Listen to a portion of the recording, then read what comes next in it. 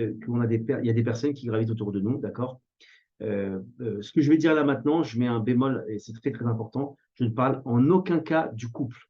En aucun cas du couple. Donc, ce que je vais dire là maintenant, en aucun cas du couple.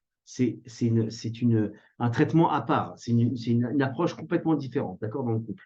Donc, je ne parle pas du couple. On va parler des amis, on va parler de la famille, on va parler des collègues, on va parler des proches et des moins proches, mais pas le couple. Donc, pas le mari, la femme ou la femme, le mari. D'accord? On soit bien clair, je l'avertis dès maintenant. Donc, on a des gens qui nous influencent dans notre vie. Et ces gens, ils viennent nous développer en nous des choses. Ça peut être même des craintes, ça peut être même. Alors, il y a des gens qui vont nous stimuler et d'autres qui vont nous briser le moral, d'accord? Mais nous, ce qui va nous intéresser, puisqu'on l'a vu depuis le début, c'est que tout gravite autour de la Emouna. Donc, quand on parle de gens qui influent dans notre vie, c'est des gens qui vont influer sur notre Emouna. Il y a deux types d'influenceurs dans nos vies, ce que vous voyez ici. Ces influenceurs-là, donc il y en a qui vont, effectivement, quand on en a parlé tout à l'heure, ils vont nous influencer pour que, pardon, ils vont nous influencer pour développer notre Emouna et l'autre pour diminuer notre Emouna ou l'anéantir. Souvenez-vous que la Emouna, ça nous amène de la confiance en nous, ça nous amène tout ce qu'on a vu au fil de cette conférence. Et c'est un trésor auquel on doit tenir et on doit défendre coûte que coûte. D'accord? Donc, comme vous l'avez compris, si on a des gens qui gravitent autour de nous, des influenceurs autour de nous qui vont faire baisser ou monter notre Emouna, eh bien, c'est un problème de garder cette influence des gens qui vont nous faire baisser notre Emouna parce que toutes les conséquences qu'on a vues plus haut, elles sont dramatiques, catastrophiques pour notre confiance en nous et pour notre vie en général. Alors, comment, et ça je vais vous le donner à l'oral, il y a un exercice très très simple pour faire le tri dans nos relations, dans les gens qui gravitent autour de nous. Et je vous invite à faire l'expérience suivante, la chose suivante. Vous prenez la liste des gens qui gravitent autour de nous, de vous, proches, moins proches, amis, collègues, ce que vous voulez. Hein. Encore une fois, zéro couple, pas de couple. Vous allez prendre tonton, tata, mes collègues, etc. Vous mettez des noms, d'accord? Vous faites une liste comme ça que vous allez pouvoir découper. Vous allez découper en fait des espèces de petites bandes en fait où il y aura les prénoms ou les noms, hein, ce que vous voulez, des personnes qui gravitent autour de vous. Dans ces personnes, vous mettez tout le monde, hein, dans ces personnes, vous avez des personnes qui vont être des influenceurs positifs en Emouna et d'autres qui vont être des influenceurs négatifs en Emouna.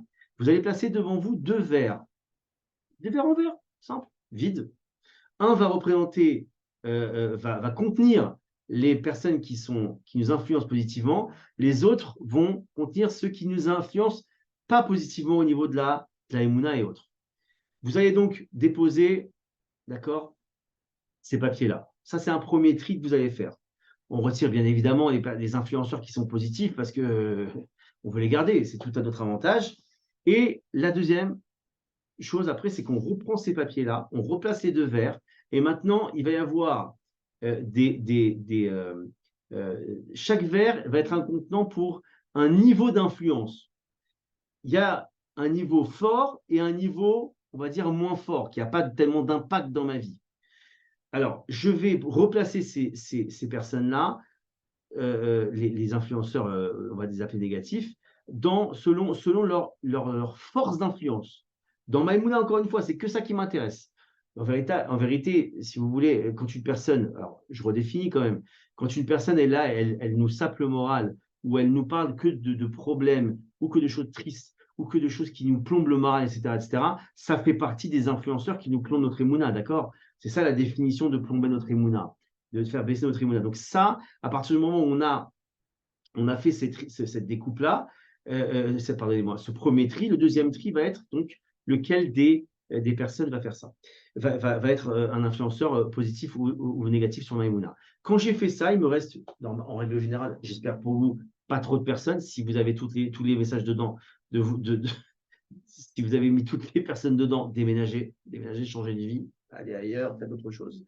Mais en règle générale, c'est impossible. Mais Donc, vous allez vous retrouver avec 5, 6 personnes peut-être qui sont des influenceurs négatifs. Maintenant, comment on traite ces influenceurs négatifs? Eh bien, tout simplement, alors, on rentre dans une guerre ouverte avec personne, d'accord? Nous, on est des gens qui cherchons la paix. On est diplomate, d'accord? Mais il y a des façons de s'éloigner des gens qui sont pas, on va dire, qui sont toxiques. Et cette façon-là, c'est de commencer à s'éloigner d'eux, de répondre un peu moins à leurs appels, de répondre un peu moins à leurs invitations. Et donc, j'arrive, j'ai votre question.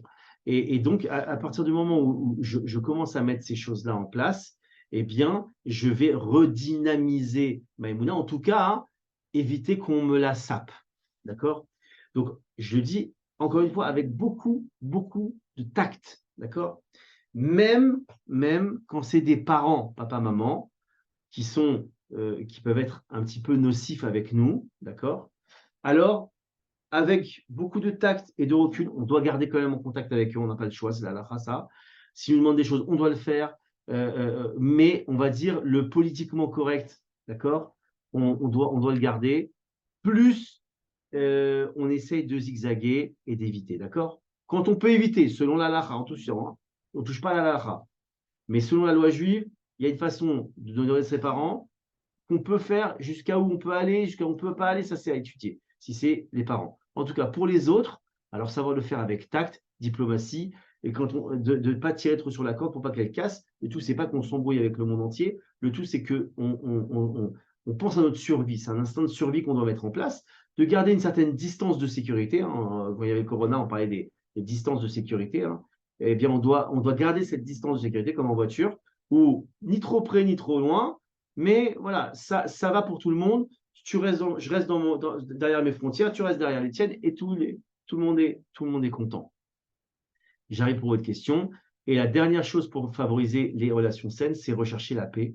D'accord? C'est-à-dire que quand on sait qu'il y a des gens à qui on a pu faire, on va dire, du tort, consciemment ou inconsciemment, des fois c'est inconscient, hein, on a fait du tort à quelqu'un et derrière, elle peut nous en vouloir. Alors, on doit chercher à faire la paix à tout prix, prier Hachem pour que son cœur soit à l'écoute de nos paroles, de nos demandes de pardon, etc., etc. Donc, tout ça, c'est un travail.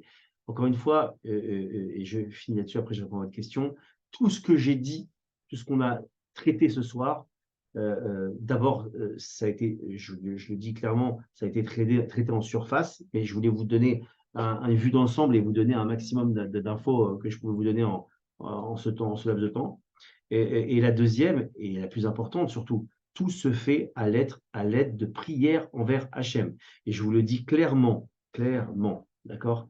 Et les gens qui ne prient pas ne peuvent pas obtenir de résultats durables.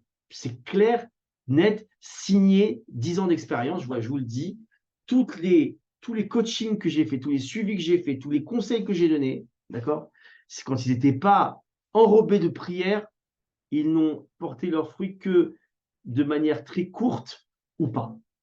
Clair. Et à chaque fois qu'il y a eu des fruits, je n'avais pas besoin de poser la question, vous avez prié? Oui, c'est normal. D'accord? Donc c'est très, très important.